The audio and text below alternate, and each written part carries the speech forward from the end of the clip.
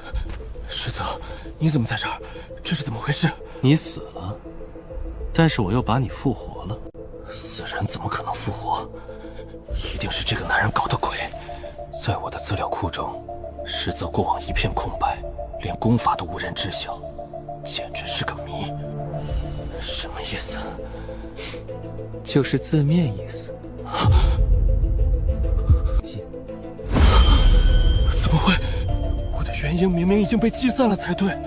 是啊，超难的，再晚一点我也救不回来呢。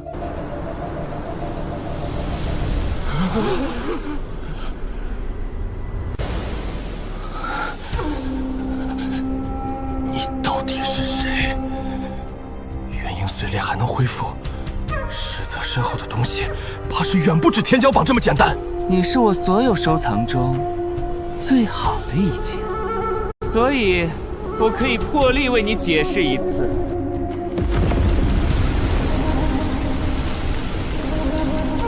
这种死期战至极死，他却与常人无异，这已经超出功法的范畴了。那么，接下来，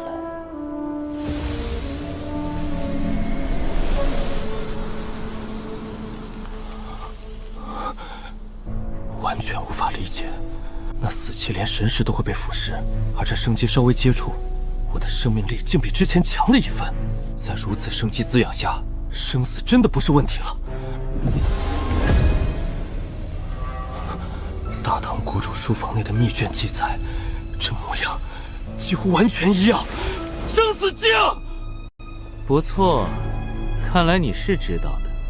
那面镜子在你手里？不，我也在找它。我在胎中之时，生来便毫无生机，出生时便被遗弃丢掉了。不过我命不该绝，一股神秘的力量将我救了回来。生死镜？是，也不是。准确的说，是镜灵，生死镜的镜灵。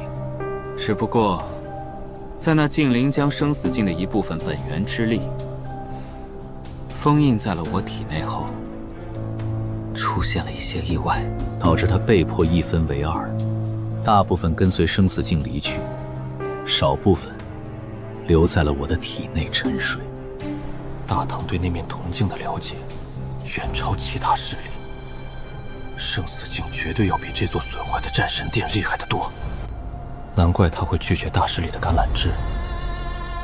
既然得到了生死镜的机缘，其他势力的扶持就显得无足轻重了。所以，你想将你体内的精灵送回到生死镜内，让他们重归一体？不，我是想将镜中那部分镜灵一并封印到我的体内。生死镜的镜灵救了他一命，带来如此逆天的神通，他不思报恩，居然还想着坑害恩人，这就是一个疯子。敢打生死镜这般逆天仙气的主意，那副妖异俊美的皮囊下藏着一颗疯狂的心。所以，你救我，是想让我从大唐找出生死镜的下落？算是吧，但也不全是。我知道，生死镜绝不可能落入任何人的手里，所以我需要天灵界所有势力共同使劲找寻生死镜。但我知道这是不可能的，我不可能命令这么多的势力。所以，你就需要让我这样的人欠下你大人情，然后帮你找寻。不，人情是最不靠谱的东西。我需要的是你完全听命于我，就像他们一样。世泽，你是不是搞错了？我是大唐魏王殿下，怎么可能对你俯首称臣？我的魏王殿下，你觉得他们就是心甘情愿的吗？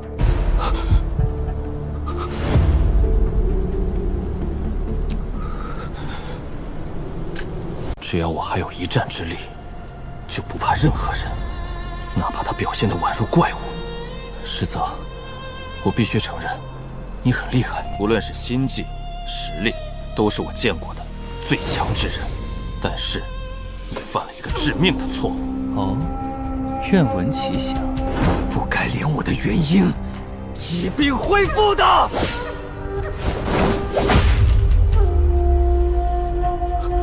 这不可能！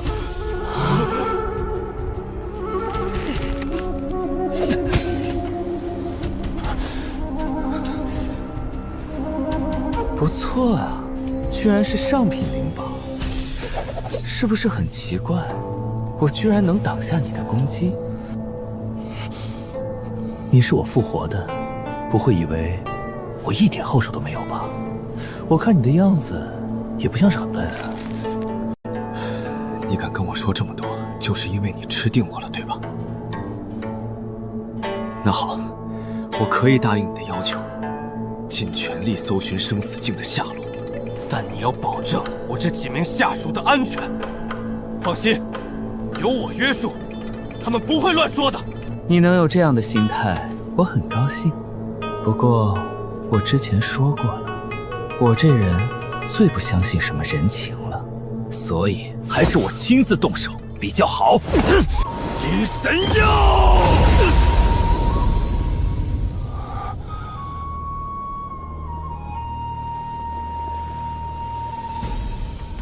没有你的帮助，李元霸这样的人还真不好下手呢。什么时候去感谢一下你呢，江白？这样好了，送你战魂怎么样？就这样愉快的决定了。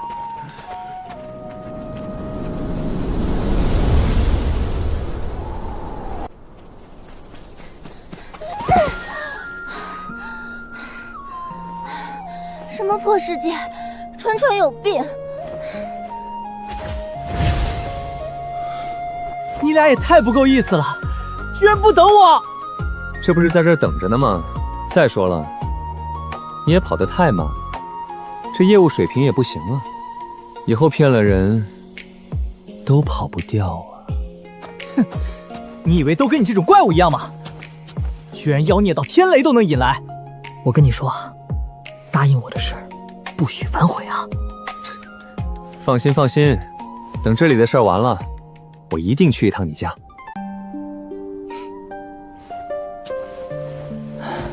江白的实力已经完全超出了认知，如果他能加入江家，哪怕只是挂个名，对于江家来说都是一大助力。我们家不缺钱，缺的是花钱的人，挑选花钱的人也是历代江家家主所必须有的一项技能，而江白便是我作为江家少主所选的第一位花钱人。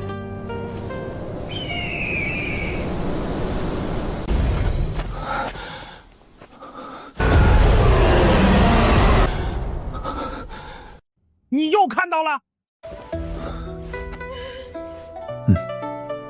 无论怎么想都想不明白，为什么只有我能看到这些画面？至于什么天命之子被选中的人这些屁话，我绝不相信。这其中一定有什么被我忽略的东西，那些画面到底代表什么？或许只有到了第9层才能揭晓了。要是在这里修行，那速度简直飞起啊！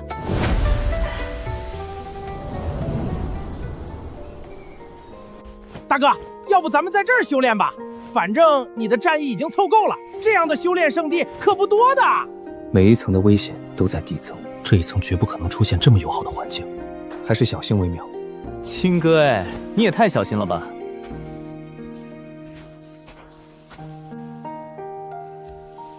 万一这是战神殿故意设置的，专门用来休息的世界呢？等你恢复到平时的巅峰状态之后，便不要吸收灵气了。我担心这里面有诈。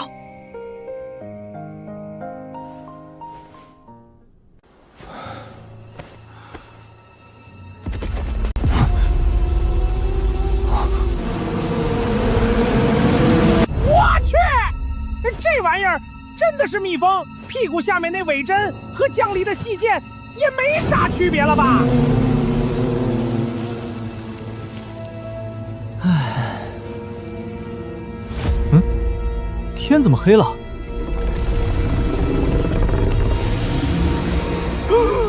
我的妈呀！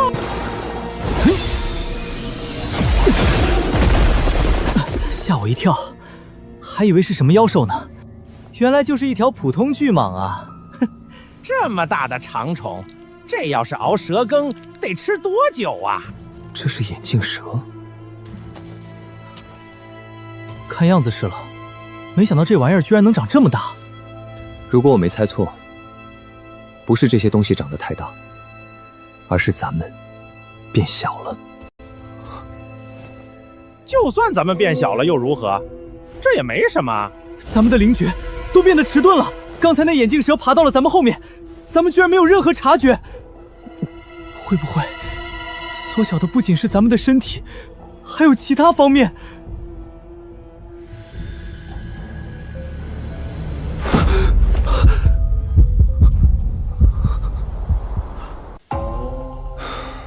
还好，第4层小世界对修士的限制并不全面，其余方面没什么影响，该是多久还是多久。修为尚在，但战力神识皆被打削，连蛇近身都未察觉。若再次修炼，死都不知怎么死的。继续前进，不要在此地修炼。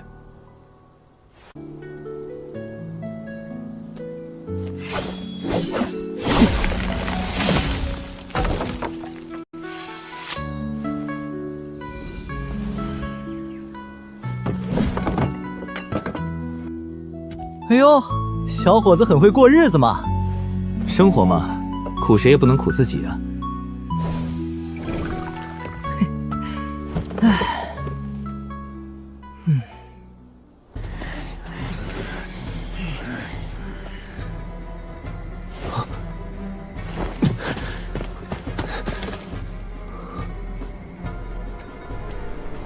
陆小姐，将手中的战役交出来，我等不想为难你，还望陆小姐不要让我们难做。哼，陆小姐，还请不要逼我们。算了，迟则生变，动手，别伤他性命。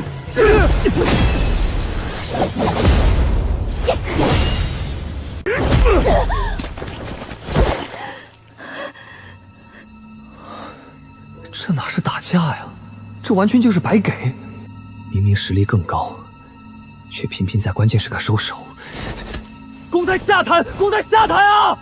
趁他灵力释放节点，刺他呀！别看我啊，你们继续，规矩我懂，等下我绝对不说话了。道友，此事与你无关，还请不要插手，事后必有重谢。放心放心，我是懂看热闹的。对对，就这样打，对，替他当。这酸爽！你不是说好了不出声了吗？哎呀，忘了，不好意思，你们继续。小子，你给我下来，爷爷我保证不打你。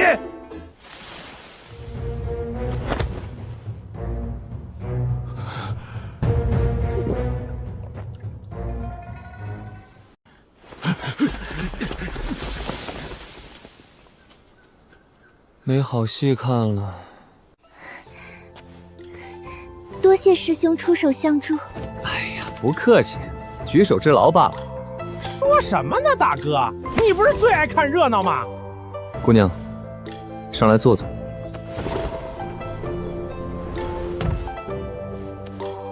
小女子书院陆婉宁，多谢江师兄出手相助。难怪那3人逼得很，却不敢下狠手，原来是书院的弟子。只是他怎么认识我？近看长得不像南宫娇娇那样绝美，也没有刘蕊那般火辣的身段，但这种知书达理的气质，一看就是大家闺秀。这个样子，最适合结婚了。你知道我？听齐天师兄说过，大概能认得出来。我和他一比，感觉真是个土包子。我感觉我就是一暴发户。实不相瞒，小女子懂得一些丹青之道，时间久了，听到别人描述，便能画出对方心中所想。江师兄，是婉宁哪里说错了吗？我说特征，你就能画得出？当然能。陆师妹，我见你刚才好多次，明明可以占据主动，为何却迟迟不肯出手的？我晕血。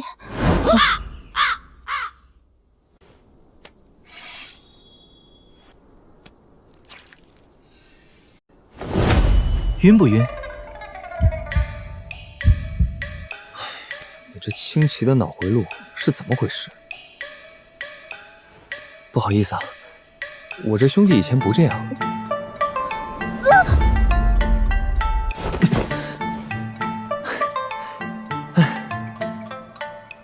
大姐，你都这样了，还出门干嘛？这个小哥哥好漂亮啊，比女子都漂亮。还不快给人家道歉！实在不好意思，这家伙脑子有病，你别跟他一般见识。没事的，没事的，是我太弱了。陆师妹，你可有婚配？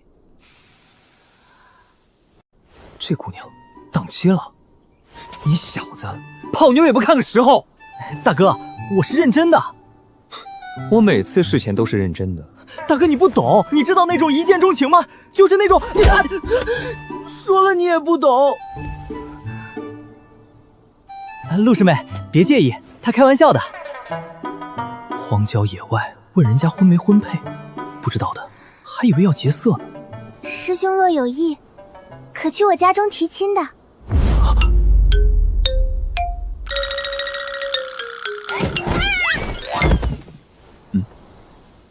这两人之间的空气都快拉丝了。我和三儿待在这里，属实是有点多余。三儿，你看我头顶亮不亮？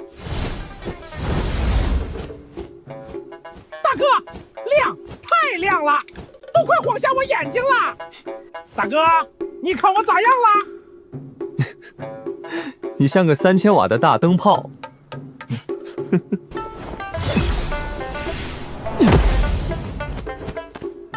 大哥，你说那小妞是不是有大病啊？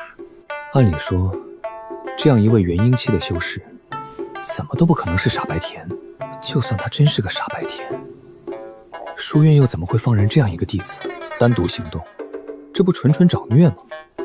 就连刚才3个无名小卒都能随意欺辱一下。大哥，李傻子不会有事吧？应该不会。这小子要是都被骗了，那天底下就没好人了。不过这丫头还是要好好观察一下。江离看样子是真动心了。唉，神识被压制得太惨，想偷窥一下也有点难办。也不知道两人在上边进行到哪一步了。敢在这个小世界如此高调飞行，不是自恃实力非凡，就是遇到了什么紧急万分的事。但不管是什么原因，都不会是好惹的。以对方刚才那遁速，绝对在元婴后期境界，能有如此实力的，不在天骄榜前10也差不离了。就以江离那3脚猫的功夫，完全不够看。无耻之徒，放开那个姑娘！小子，别多管闲事。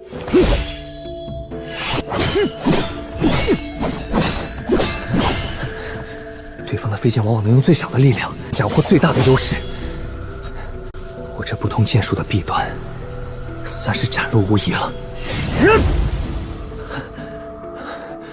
真该再找系统抽个奖，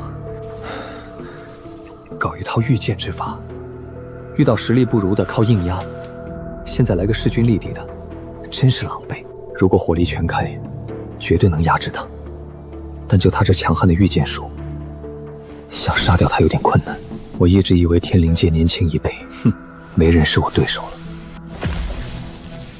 今天这人算是告诉我，不可小觑天下英雄。你小子实力够强，但跟你没关系。识相的让开，叫你身后那小子出来受死！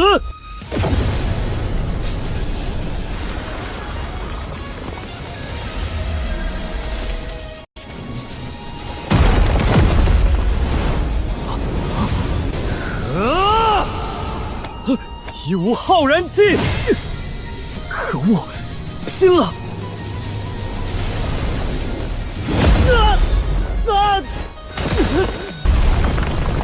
刚才那一下，他并没有受到实质性的伤害，他以一种奇异的律动，化解了大部分的冲击力。小子，你太强了，我打不过。小贼，继续啊！且不论威力如何，但是这一手一心玉双剑，便让我有些捉襟见肘了。此人的实力之强，竟然给我带来了一丝丝压力。好在除了没有系统的剑术加持，不论速度还是力量，我都要远高于对方。就像三儿说的，没有技巧，全靠实力。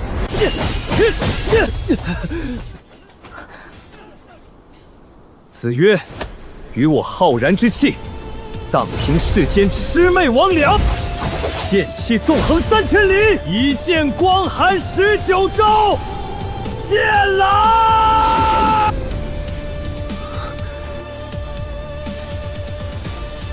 玩剑的，是不是都喜欢万剑归宗的戏码？没错，起！雷狱！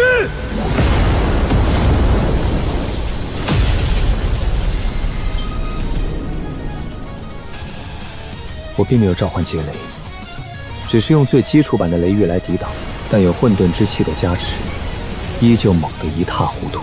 不过我最不惧的，便是这样的持久战。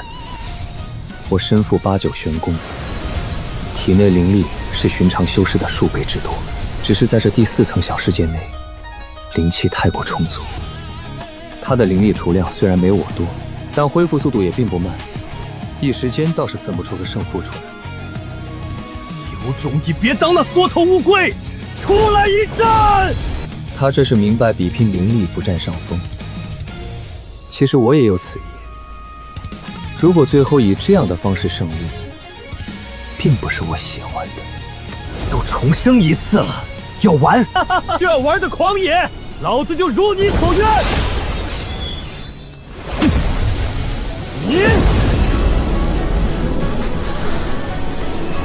这莫不是个傻子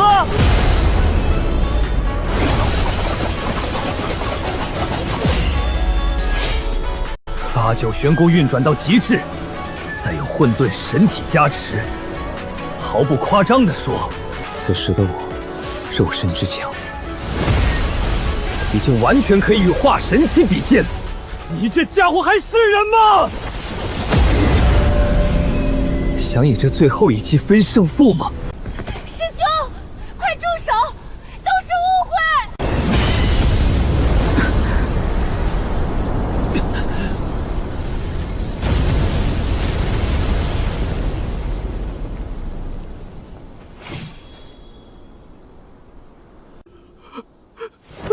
这都没事儿？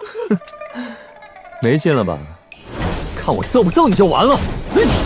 这人赫然便是书院大师兄，天骄榜第2的吕青侯。投降输一半，我认输，我师妹归你们了，别打我！子曰，你再给我约来约去的，我就真揍你了。习惯了，习惯了，一打架就喜欢来2句。为什么突然攻击我们？心急了，心急了。那小妮子发了求救信号，我还以为遇到啥事儿了呢。师妹，你没事吧？劳师兄挂念了，婉宁很好，多亏了这2位师兄，婉宁才得以脱身。江兄，你那兄弟和我师妹到底怎么回事？白瞎了这一副阳光大男孩的脸了。我还想问问你，你师妹是不是有点大病啊？晚上你就知道了。江兄，我师弟齐天可是经常提起你，对你那可是赞不绝口，夸到天上了。大家给面子罢了，虽然嘴上谦虚，但听到别人夸，还是不禁有些飘飘然。话说吕兄也是十分厉害啊，刚才要是再坚持1刻钟，我可就真不行了。江兄谬赞了，手下败将，手下败将！花花轿子众人抬，这人不仅社牛，说话还特别好听，总能在不经意间撩拨你内心的痒处。先不说真心不真心，那态度你就没法对他生起任何不快。书院的这帮人是真的会说话，天色渐晚，江兄有何打算？这就赖上了。虽说打了一架，不过颇有种不打不相识的感觉。这个小世界有点奇特，暂时没什么打算，过了今晚再说。吕兄要是不嫌弃，就上去喝杯茶吧。哎呀呀，如此甚好，江兄是懂我的，我最喜欢茶了。在那儿是吧？我先上去了。江兄，你快来！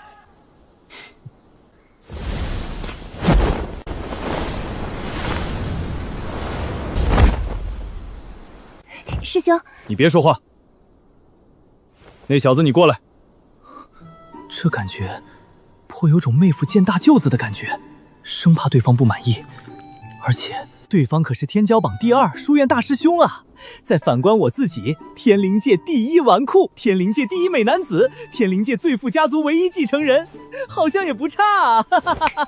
啊，大舅哥，不是吕师兄，小弟江离，中州江家江板山是我爹。江板山，哎呦，这亲家好啊！我当是谁？原来是江公子啊！这不是大水冲了龙王庙，一家人不认识一家人吗？咱们两家有救？哎，以前没有，现在不是就有了吗？婉宁，你也是，有男朋友了，也不早点说一声，害我差点把小江打了。啊，师兄，我们才刚确定关系。哎，对你来说，时间也不短了。小江我看过了，很满意。你爹那边我会通知的，他肯定也没意见。哎，那什么，择日不如撞日，要不今天就成亲吧？什么玩意儿就成亲了？啊，江兄啊，是这样，我觉着小江和婉宁挺配了，这事儿赶早不赶晚，趁咱们都在，今天就把事儿办了吧。小江啊，既然事情就这么定了，婉宁他爹又不在，俗话说得好，长兄如父，你就随便给我个1800万临时的彩礼就好了。这我出门也没带多少值钱的东西啊。哎，我看看你带了这啥？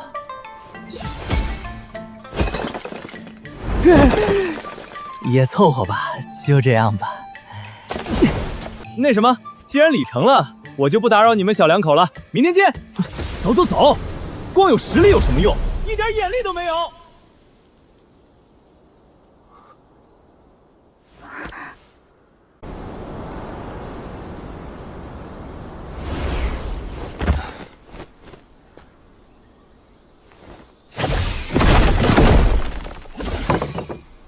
江兄，坐。既然事已至此，也就不着急了。按照他那自来熟的样子，绝对是个闲不住的主，一定会主动挑起话头。三儿，来一杯。哎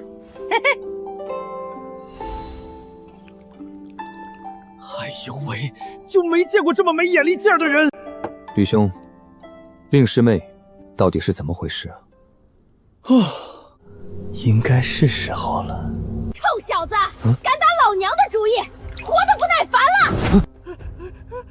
别打脸，别打脸，不行，老爷不行！完全无法想象，江离此时正遭受着什么样的折磨。江兄莫急，那是我师妹婉宁。就刚才那咆哮声，怎么也不像温婉可人、知书达理的陆婉宁。那丫头有2种性格，随着白天黑夜轮换出现。白天是没啥心眼，温婉可人的傻白甜，人家说啥他信啥。不过到了晚上，那就是这样了。走。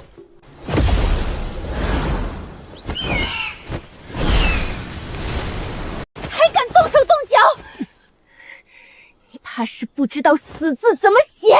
此时的陆婉宁哪有之前的温婉纯纯的女汉子，而且她的气息比之前强了不止1筹。以我的经验来看，陆婉宁已经有了不下于江离的实力，从她能压着江离打，便可见一斑。不过看江离喊叫声，中气十足的样子，似乎也没什么大碍。嘿吼，这就玩上了。那破鸟聒噪什么？小丫头脾气还挺冲的，没看出来呀。你没看出来的还多着呢！闭上你的鸟嘴，当心老娘给你烤了！师妹，注意形象。你个王八蛋，居然活着外人算计老娘！别以为你比我早入门几年，老娘就不敢揍你。拿来！什么？老娘的彩礼，把我卖了还不给钱是吧？说什么呢，师妹？怎么能是卖呢？为兄是带你父亲收的，等回去后都要交给你父亲的。说话的时候眼神躲闪，十分心虚啊。给我爹？怎么给？烧给他还是亲自下去送一趟？少给老娘打马虎眼，快交出来！师妹，都在这儿了。我是双重人格，不是傻子。你昨天收了多少，我都看着呢。呸！玩到我头上了。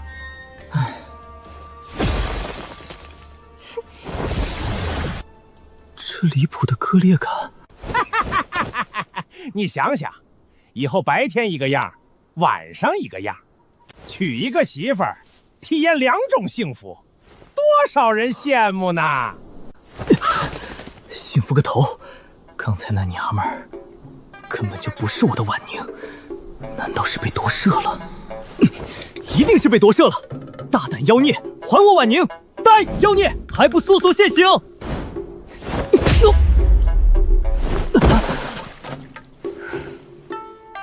喝假酒了吧你？极西佛门似乎是个不错的去处。事已至此，本姑娘就算是认命了。看你长得也还行，家世也可以，也不算辱没了本姑娘。但是，老娘告诉你，我可和那些傻娘们不一样。别给我来那套夫唱妇随的道道，以后干啥都听老娘的，知道了吗？我在跟你说话呢。唉，你们书院都是这副做派？书院的人，我一共就接触过3个，除了齐天还看着像个书生以外，剩余这俩，一个比一个不正常。一个大名鼎鼎的书院大师兄，打架的时候除了前2个字以外，就没一字能让人听得下去了。你说他不像个书生吧，他满口知乎者也；你说他是书生吧，句句不离族谱。而陆婉宁就更扯了，好好一温婉的姑娘，天一黑就不正经了，说话同样不离下三路。不过这倒是从侧面说明，这俩一看就是一个师傅教的，不说完全相同吧，那简直就是一模一样。你确定你们书院不是疯人院？也不能这么说，我们书院还是有好人的。不会是齐天吧？实话实说，大概也就我和齐天可以算是正常的，其他都是一堆问题儿童。你可别往你脸上贴金了，你也没好到哪儿去，好不？哪有？我超正常的，好不？哼，你可拉倒吧！我要是子，我都嫌你害臊。读书人那点事儿，别那么较真，子不会介意的。大哥，救救我！救救我！你自己说的，你遇到真爱了。我不懂，宁毁一座庙，不拆一桩婚，这点道理我还是知道的。原本的一见钟情，现在成了一见钟情，这孩子怕是再也不会相信爱情了。大哥，既然没什么事儿，咱们还是先回避回避比较好。毕竟人家新婚之日，咱们在这儿多少有点不合适。三儿，你说的对啊，走走走，今晚还没修炼呢。大哥，别丢下我啊！大哥，师妹，下手轻点儿。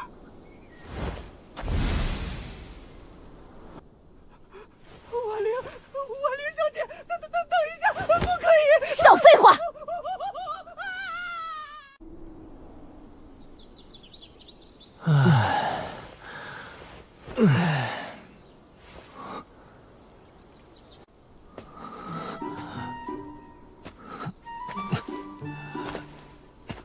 我去，怎么给糟蹋成这样了？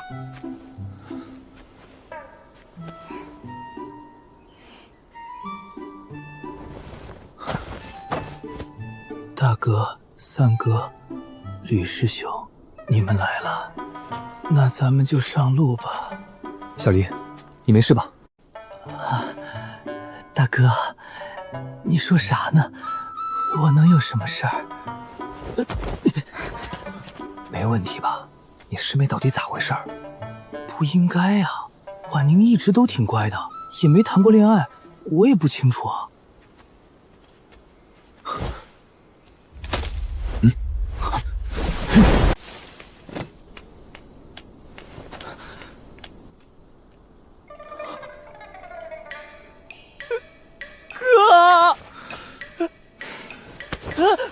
谁啊？这动静？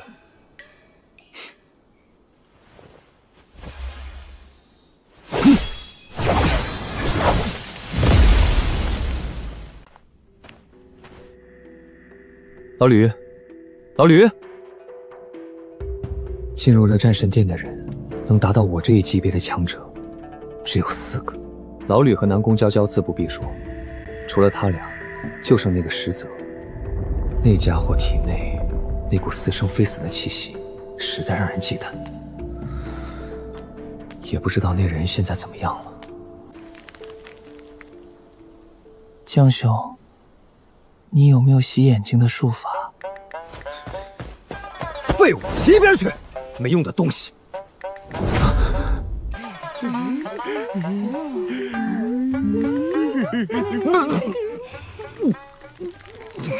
退！马上往回退！这根本就不是什么诡异的幻术，或者魅惑，这完全就是一种无法防御的精神攻击。难怪老吕想要洗眼睛，没人可以在看到那样的一幕后还能无动于衷。如果有，那他一定是想加入其中。怎么办？要不都杀了吧？我觉得他俩清醒之后肯定不会苟活于世了。动手啊！你怎么不动？好了，猜拳吧。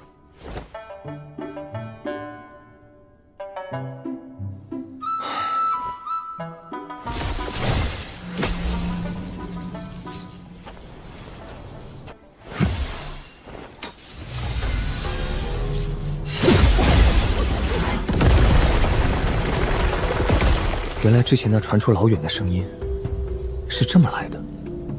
我就说那两人的声响不可能猛到传那么远。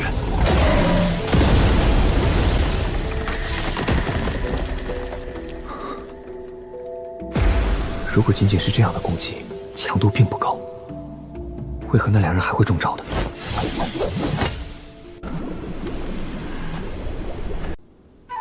雷玉。江兄体内灵力竟如此浩瀚，居然能经得住这般恐怖的消耗。郑兄，你不，刘兄，绝不是你想的那样。你听我解释，我不听，我不听。嘿嘿嘿嘿，郑兄，你怎么在那儿啊？继续啊！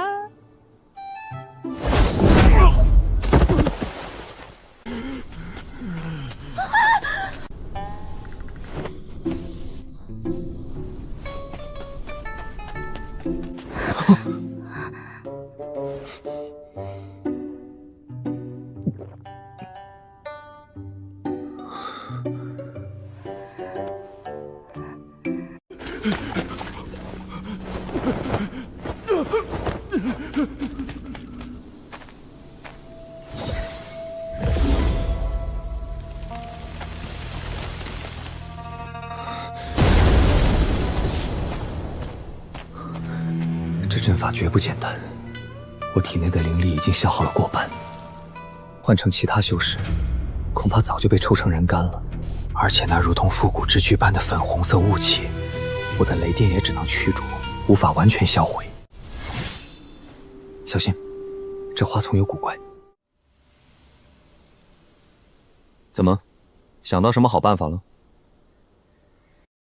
这玩意儿真的能让人情难自制。彻底卸下防备，连元婴期修士都挡不住。你丫的是不是都想好拿他去干什么见不得人的勾当了？啊！商机，商机啊，江兄！什么商机？这玩意儿要是稍加改良，中和一下药效，这不妥妥的难修福音，滋补气血的无上圣品吗？自古难修的灵石从来都不好成，但唯独有一物，只要打着强壮本源、滋阴补阳的旗号，绝对会让他们趋之若鹜。江兄，发了，发财了！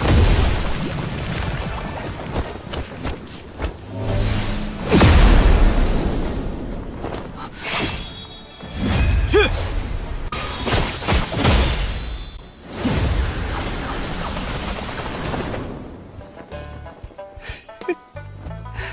发财了，发财了，今天发财了！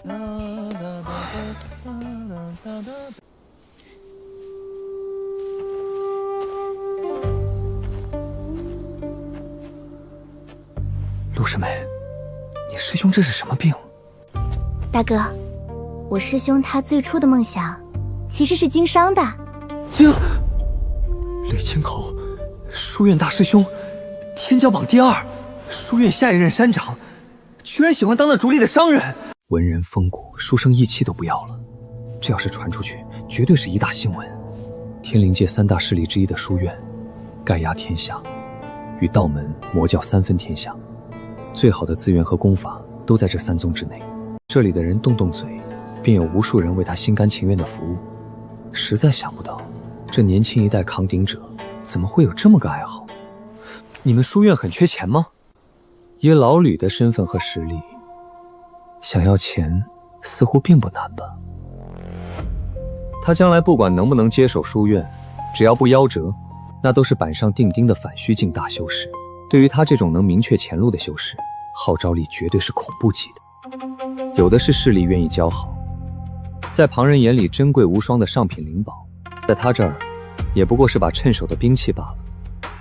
师兄他确实不会缺钱，但是他有个毛病，也不能说是毛病吧，更像是一种缺陷。哦，快说说，我这人最喜欢听八卦了。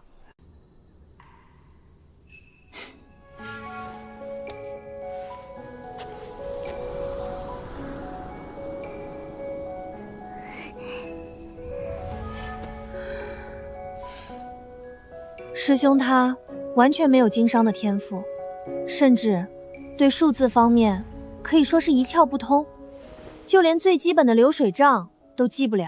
而且他对商机的嗅觉可以用一塌糊涂来形容。在书院内，甚至有专门记录师兄经商思路的人存在，不为别的，只为了提前避坑。师兄他基本上做啥赔啥，无一例外。书院的长老们甚至已经对他下了禁令，严禁他从事任何有关商业方面的活动。而且，除了必要的修炼资源，不会给他哪怕1分钱，就是怕他又去经商。一次都没赚过。有人记录过，师兄经商864次，无一成功，共损失了价值4600万灵石的财物。这恐怖的天赋，这么多灵石，再添点我都能兑换先天道体了。从另一种方面来说，吕青侯也算是一种奇才了。而且只要经由师兄插手的商事，不黄也得赔一大笔钱。诡异的是，不论看起来多有前景的商业计划，都会因为师兄的插手而变得困难重重，最终胎死腹中。果真是大道50，天眼49。像吕青侯这样天骄中的天骄，谁能想到，居然会有这样的特点？即使赔了那么多钱，也乐此不疲。老吕，老吕，江兄，你叫我。你想好怎么赚钱了？小事一桩，不瞒江兄，在下对经商一事颇有心得，心中早有复案。江兄，有没有兴趣合作一把呀？保证你赚得盆满钵满。讲真，如果是之前，我或许还有点兴趣，毕竟滋补难修本源这事，没有哪个难修会拒绝。但是现在嘛，我就得好好考虑一下了。系统，吕青侯这次的经商会赚钱吗？吕青侯赔钱的概率是100%哦，建议不要掺和哦。能让系统都劝我，吕青侯的商业天赋得多恐怖啊！老吕，你自己来吧，我还是算了吧，我有自知之明，不是那块料的。那就太可惜了，我跟你说，这绝对赚大钱的。到时候咱们联系拍卖场，只以拍卖的形式往出卖。到时候我再联系一些上了年纪的大修士们，代个言，赚他个盆满钵满。你的发财。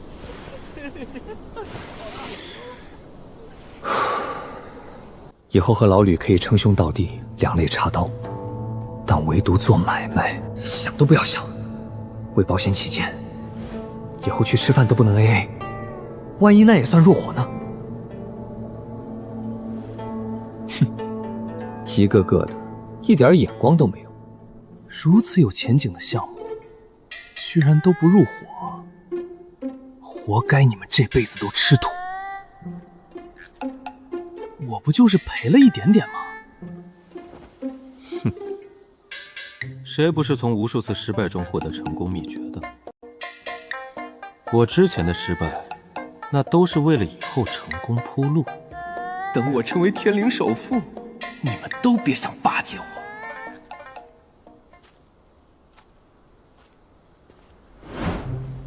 哎呀，我怎么把这位主给忘了？江半山的儿子，现今天灵界最有钱家族的掌门人，天灵首富啊！有着这么大一个金主不抱着，居然跑去游说一个全身上下没几个子儿的江白，还真是猪油蒙了心了。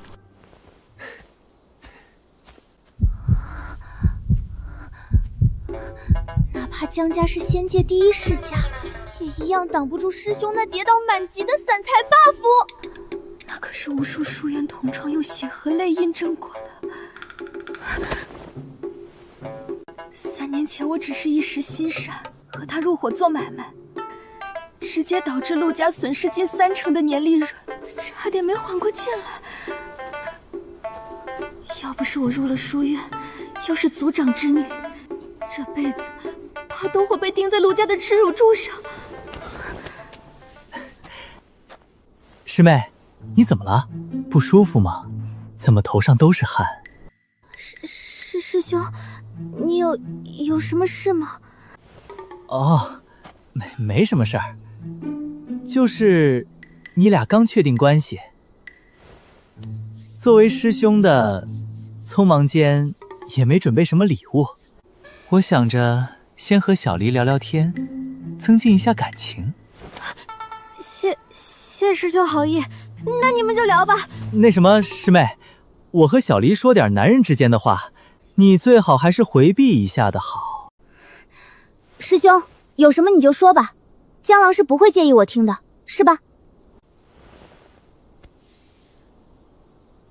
吕师兄有什么你就在这儿说吧，无需避讳凝媚，我俩无不可告人之言的。真有种二大不由娘的感觉。不就是有笔买卖亏了吗？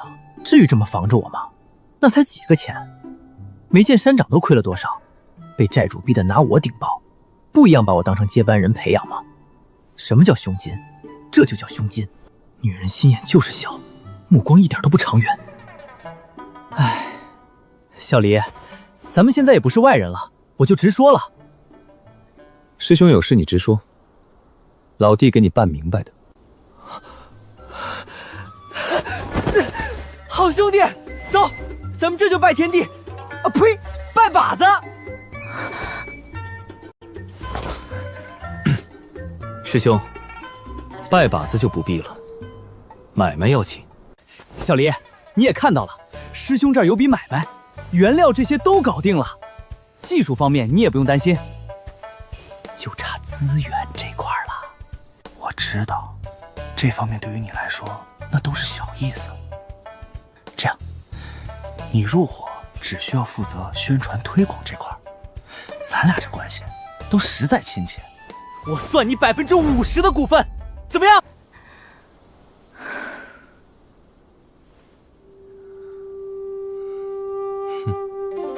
江家虽是土豪，但那也是实实在在靠经商的天赋实力得来的。江家关于商业天赋上的基因，甚至死死压制修炼天赋，哪怕无数天才地宝当饭吃，都没能改过来。哼，我江离虽有些小毛病，但经商这块绝对是稳稳拿捏的。师兄的想法，那真是极好的，我都不得不佩服师兄的计划呀。他不会是抹不开面子，准备投钱了吧？这可不是开玩笑的。就算是以江离的身价，也绝对经不住吕青侯的糟蹋。师兄有所不知，在我们商界有一个说法叫做否极泰来，极少有人能够百战百代。像你这样的，完全是在叠 buff 啊！就等着哪一次一战成名，一举起飞呢？小离，真的吗？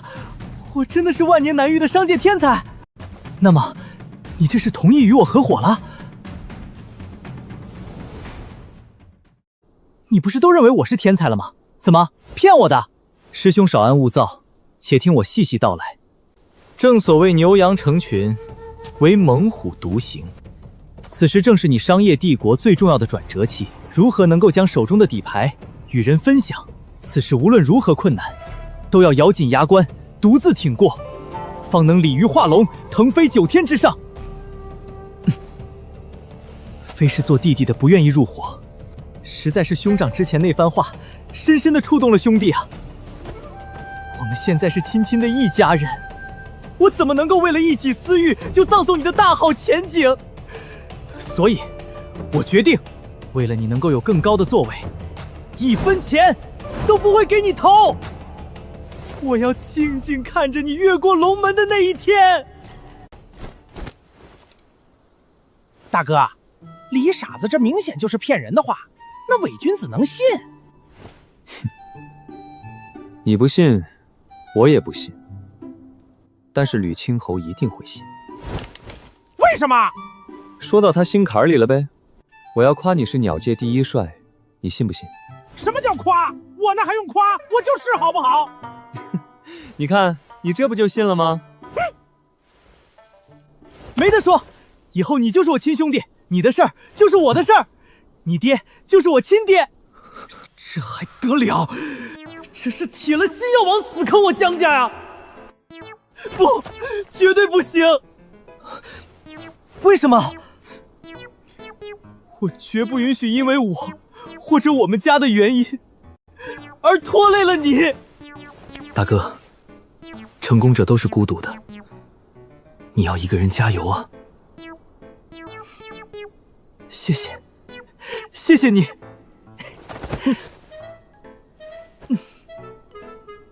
忽忽悠悠就瘸了，只要一和商字沾边，他的大脑就会立刻因过载而宕机。行了，咱们该再次启程了。可不能再继续说下去了。再过一会儿，这家伙还指不定想出什么经商的好点子呢。接下来的目标是为3族金乌凑够9道战役。至于吕青侯，巴不得他赶紧走。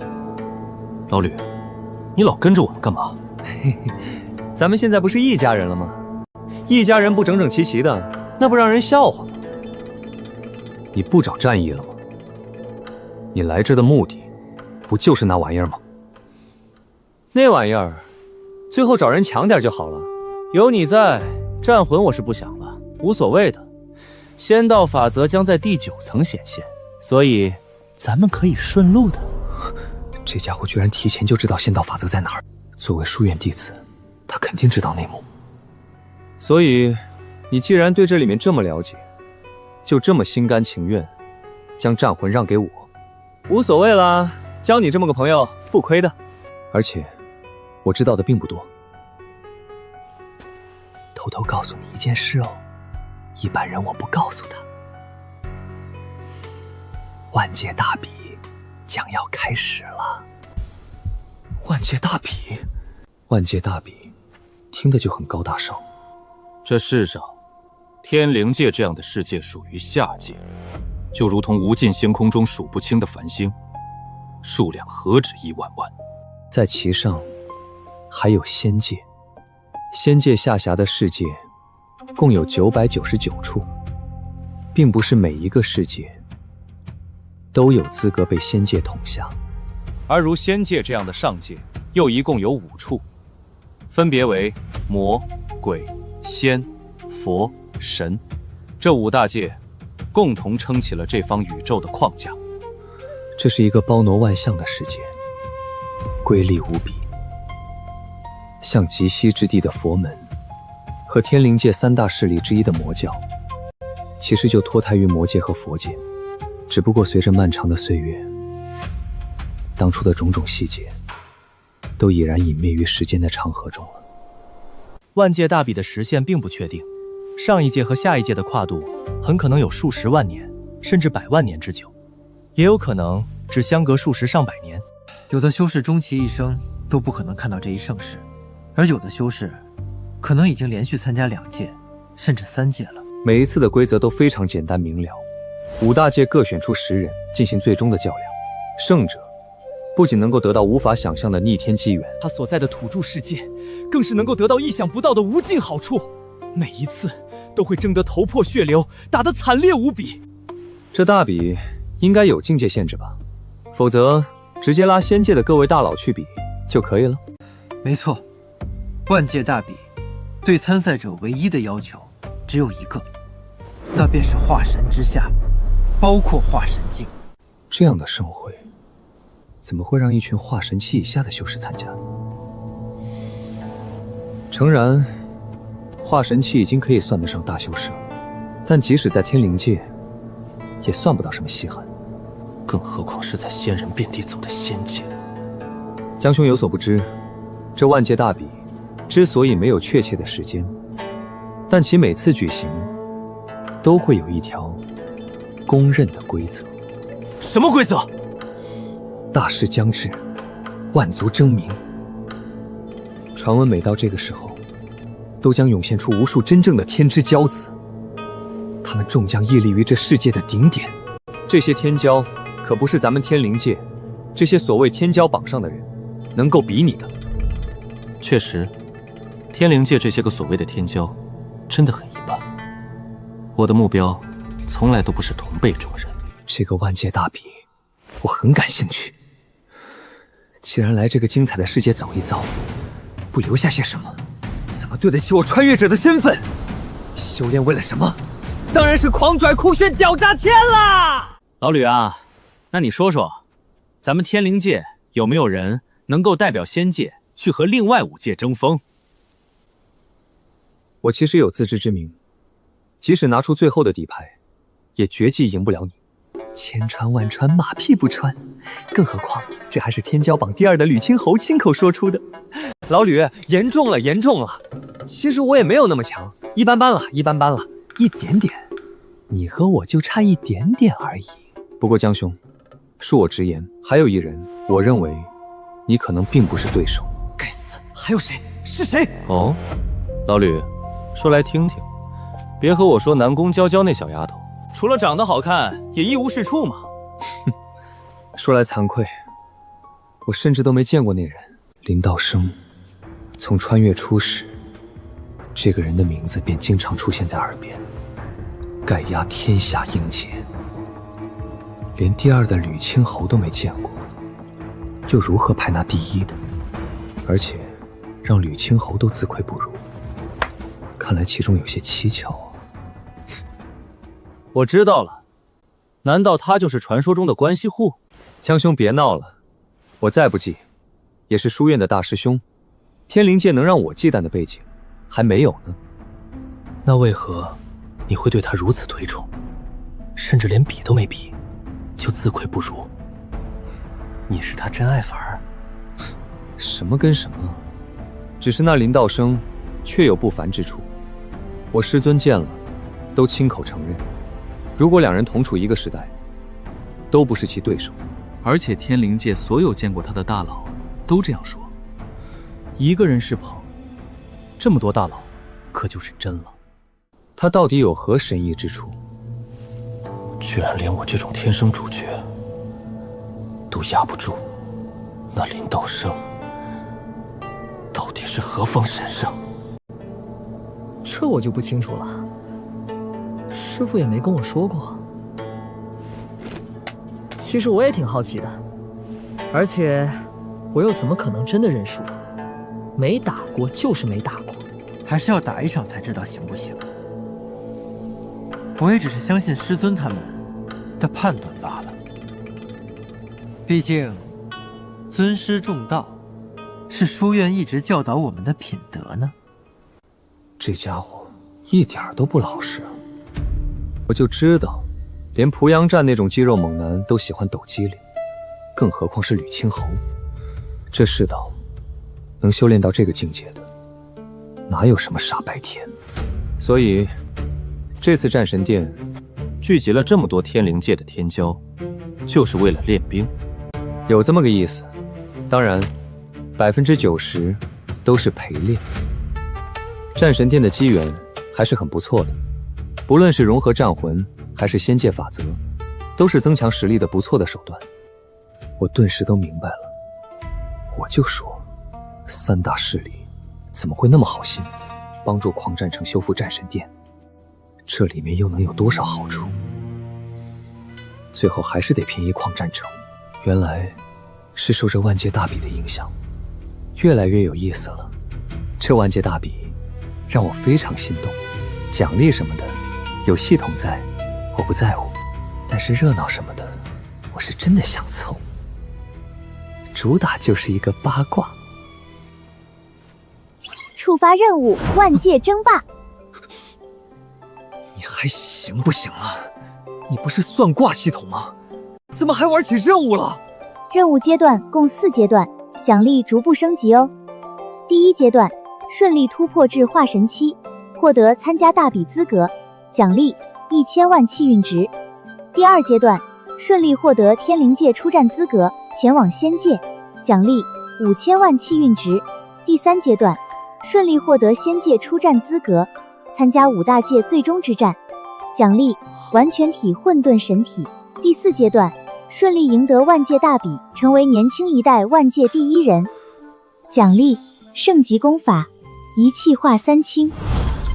本任务无时间限制，但万界大比倒计时3年06个月，亲，要抓紧哦。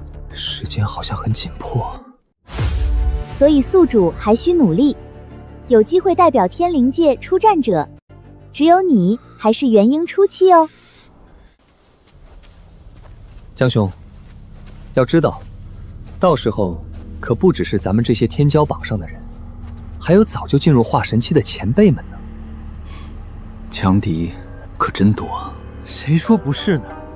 单说我的那些上一届、上上届、上上上届的师兄师姐们，就让我有够头疼的了，更不用说道门和魔教了，还有其他势力暗中培养的天骄，简直不要太多。这夺冠的机会是越来越渺茫了。我并非争强好胜，之前努力修炼只为自由，如今懈怠，系统任务正是为了刺激我。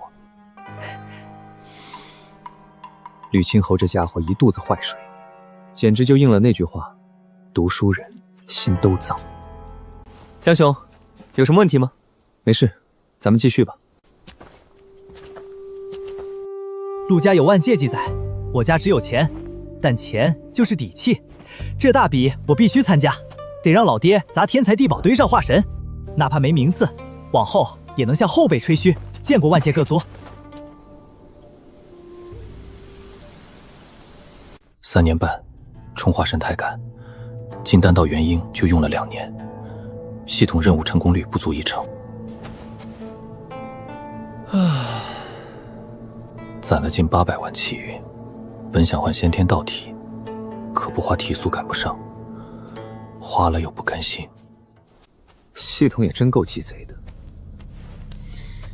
第1阶段奖励才1000万，收入付出完全不成正比。如果是第2阶段的奖励，便可以做到屏障，是将兑换的时间延后，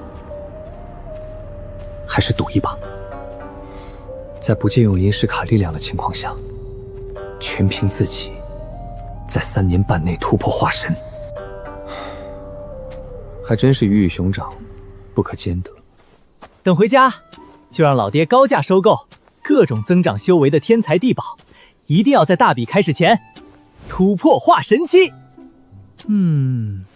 要不要将家族内的一些产业利益交换出去，和其他势力换取一些增加修为的重宝呢？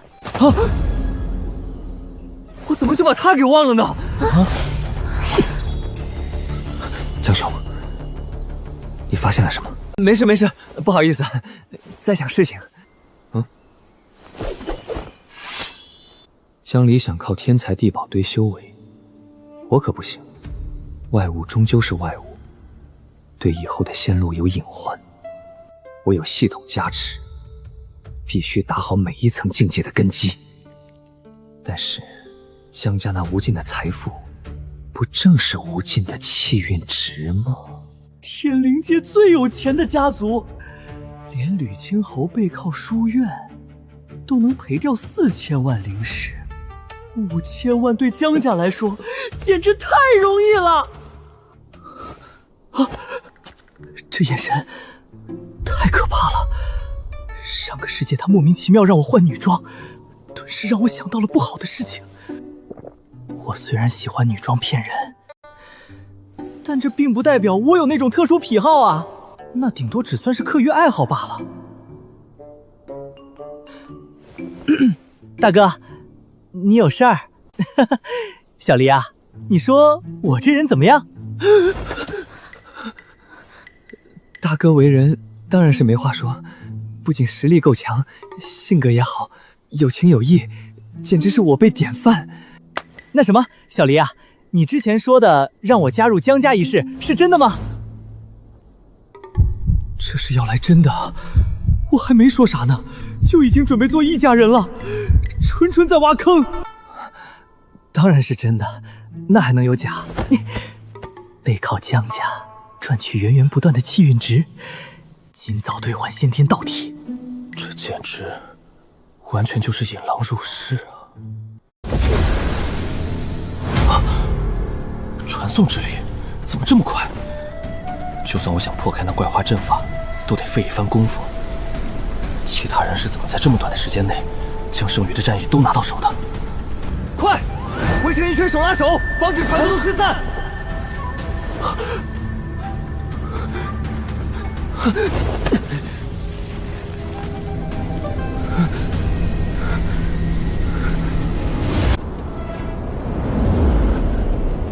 又是那种感觉，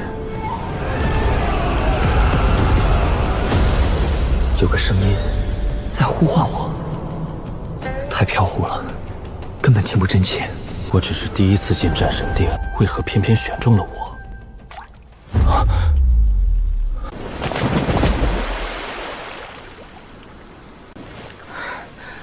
这完全就是一处水世界啊！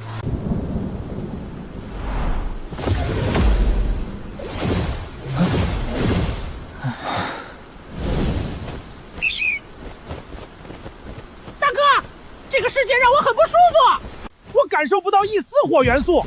这个世界，你就别乱飞了。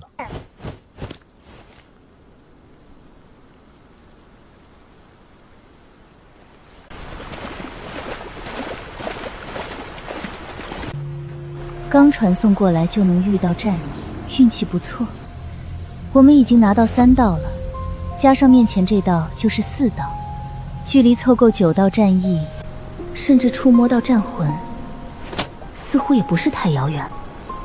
我堂堂天南域少主，天骄榜第44位，以后绝对会杀上第1。现在不过是在积蓄力量罢了。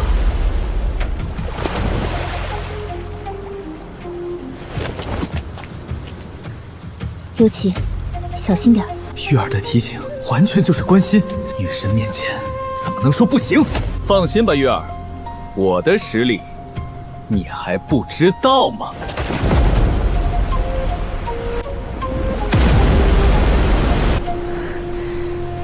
快退回来！没事，管他什么魑魅魍魉，且看我一剑破之！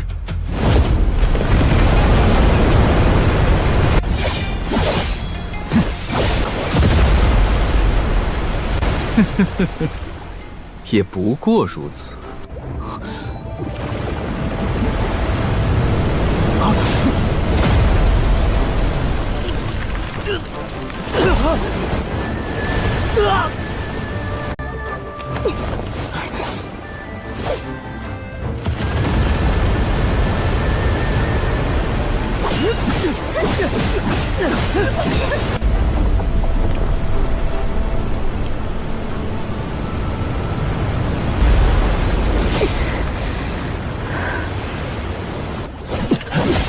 该死！要不是我莽撞，月儿也不会跟着身陷囹圄。这面子今天必须找回来。月儿别怕，看我的！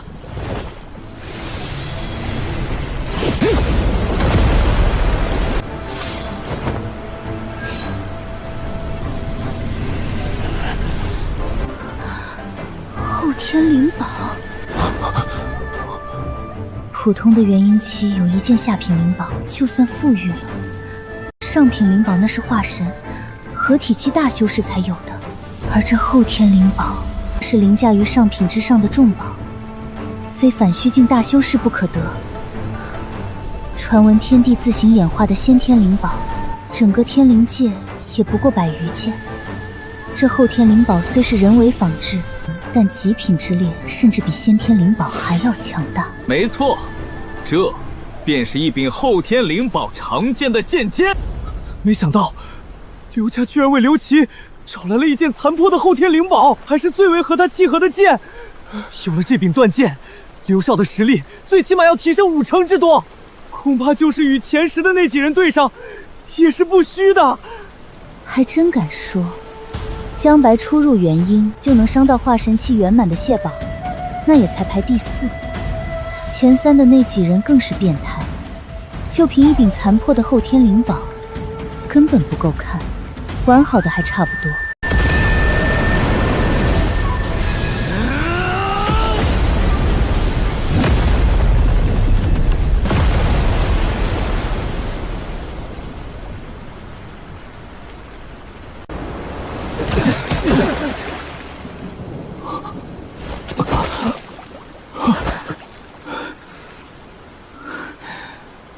多谢月儿，月儿还是在乎我的。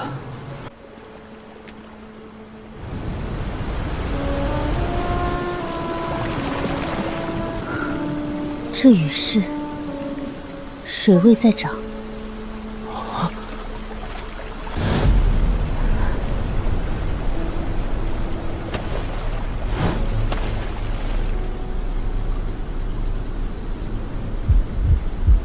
天骄榜排名第15位，慕容问天，远东域出身，背后是大商朝国氏家族，只手遮天。更麻烦的是，我们身上还有3道战役。这位想必就是独孤小姐了吧？你怎么认识我？最年轻的元婴期修士，谁人不知谁人不晓呢？对方人多势众，既然他们来了，这道战役绝对拿不到，识时务者为俊杰。走。站住！几位先别忙着走，在下还有些事想跟你们打听打听。你是谁？你说站住就站住吧。我当是谁？一个不入流的家伙。我虽璞玉蒙尘，但好歹也是天骄榜第44位。你竟敢当着月儿的面如此打我的脸！你说什么？你！我有后天灵宝在手。刚才他们都对我推崇备至，我根本不虚你。且不说慕容问天实力如何，他身后那10几人绝不是我们能敌得过的。放任他动手，场面将一发不可收拾。慕容公子，我等还有事，就不奉陪了。这道战役就让给你了。月儿，怕他什么？凭什么将战役让给他？加上这道战役，咱们就有4道了，绝对不能让给他。我真想给他一巴掌。本就局势紧张，现在把我们拥有3道战役的事抖出来，简直是送给对方动手的借口。哦，没想到几位运气居然这么好，真是辛苦各位了。本只想问问这河水有什么问题，没想到阴差阳错，套出这么个大消息。现在的他们，完全就是砧板上的鱼肉。想好了，你要是敢打我们的主意，就要做好付出代价的准备。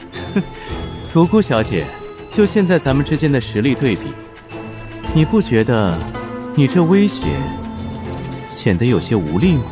试试，你就知道了。在这里面，你可并不是无敌的，有的是人能治得了你。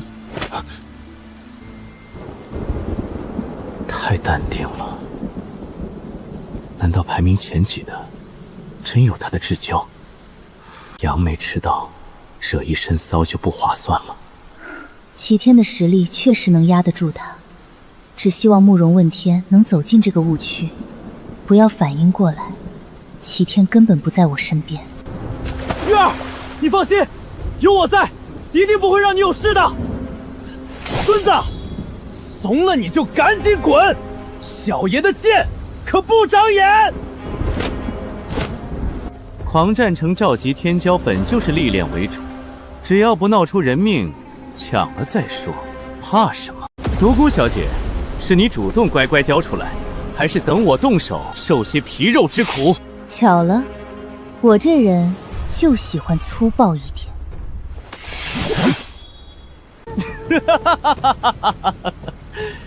独孤小姐还真是与众不同啊！那本公子就满足你。灵力化形，化神期才能做到的灵力化形，他才元婴期啊，这下麻烦大了。怎么样，现在还嘴硬吗？要是换个地方，除掉也就除掉了，可外面一群中州大佬盯着呢，真把他重创了，出去不好交代。陆这一手吓退他足够了。哼，孰强孰弱，且一战试之。仅凭这一点小把戏，说两句话，就想让我独孤月不战而退？你怕是在想屁吃？好，好，好，都不许动！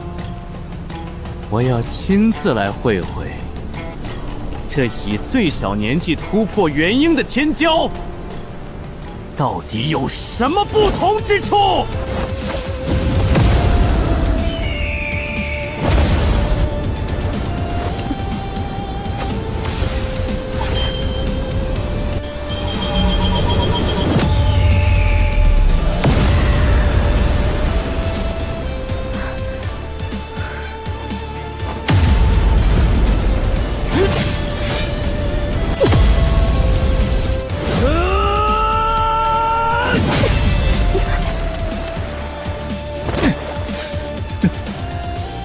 不过如此，休要猖狂，吃我一剑！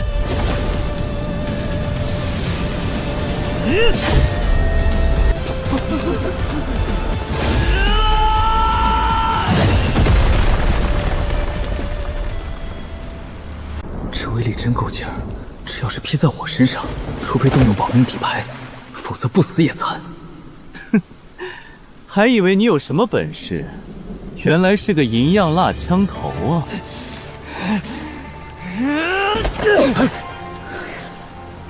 别中了他的计。玉儿在关心我，她怕我受伤，值了。你们先走，我断后。在这里面，对方不会下死手的。你们先走，我有把握能够独自逃走。你们在这儿，反而会碍事。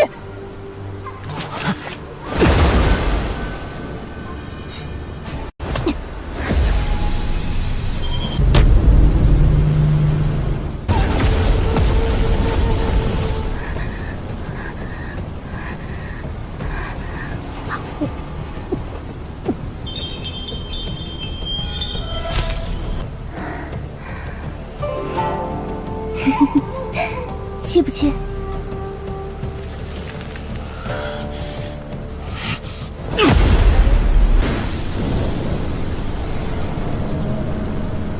跑！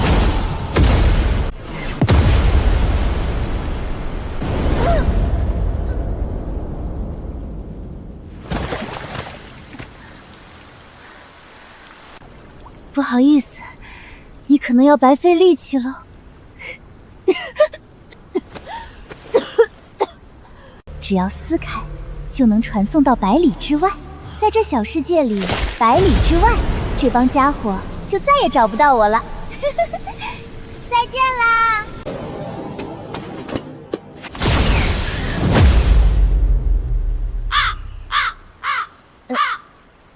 那什么，又见面了，好巧啊！这破玩意儿，大家以后别买哈，心疼人！独孤小姐，你的做法让我很生气啊。其实我根本就不准备和你动手的，但你为什么非要撩拨我呢？乖乖交出战役和阵法外那条河的资料，不好吗？呸！给狗都不给你！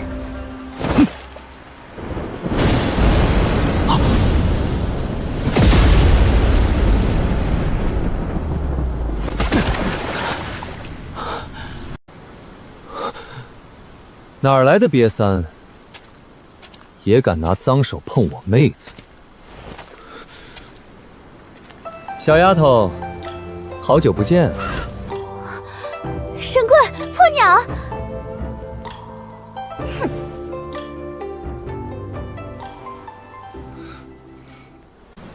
阁下是谁？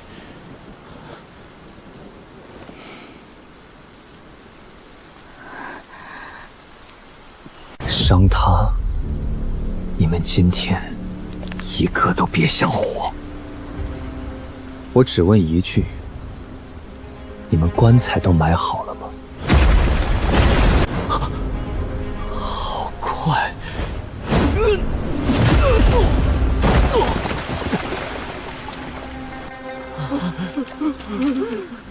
我的个乖乖，以后出门有打手了。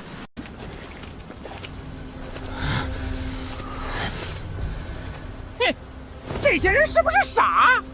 那家伙都被一拳锤飞了，他们还傻愣愣的围上来，没挨过打吗？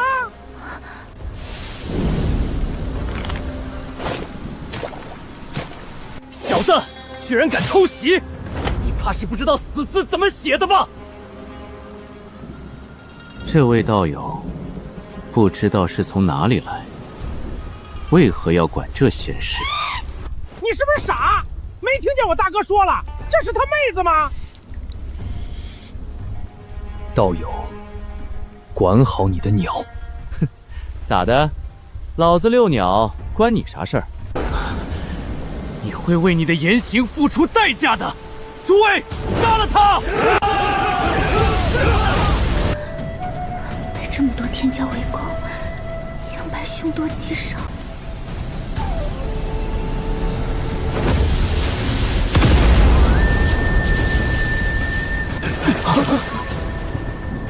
如此轻松挡下，这实力绝不是无名小辈。既然已经动手，就必须斩草除根，焚山逐海。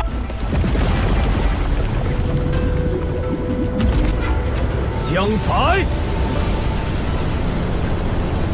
果断倒是挺果断，可惜没啥用。跟你对口了，你来吧。瞧好吧。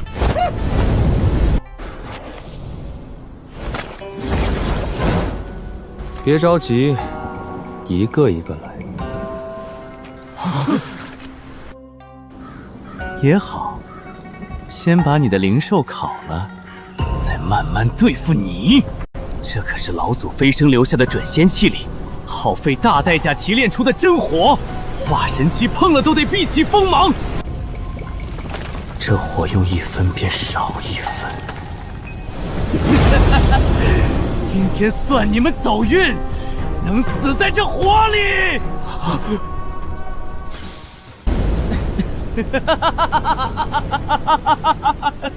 这傻鸟，怕是给吓傻了吧？独孤小姐，你这朋友也不怎么样啊，自身都难保，还想救你？你放心，你我是不会动的，毕竟登仙城城主的面子必须得给。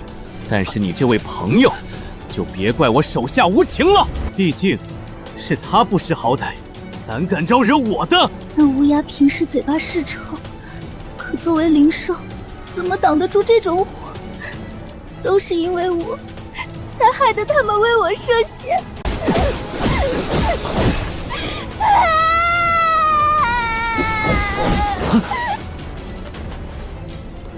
这丫头，这造型可不多见，必须录下来。丫头，我还没死呢，先别急着哭啊，不吉利的。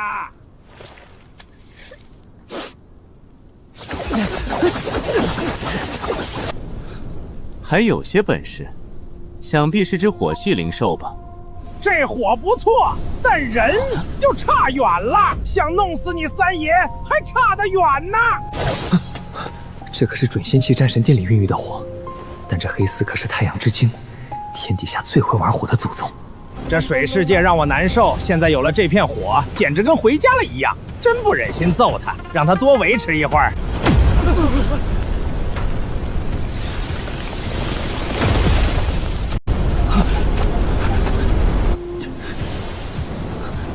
这火渐渐不受控制了。孙贼，控制不住了吧？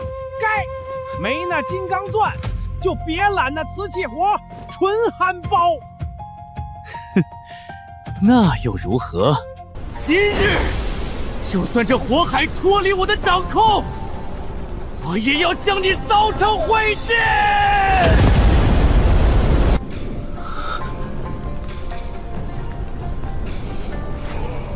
哈哈哈哈！知道厉害了吧？不过一只小小的灵兽，也敢撩拨我，真是不知天高地厚！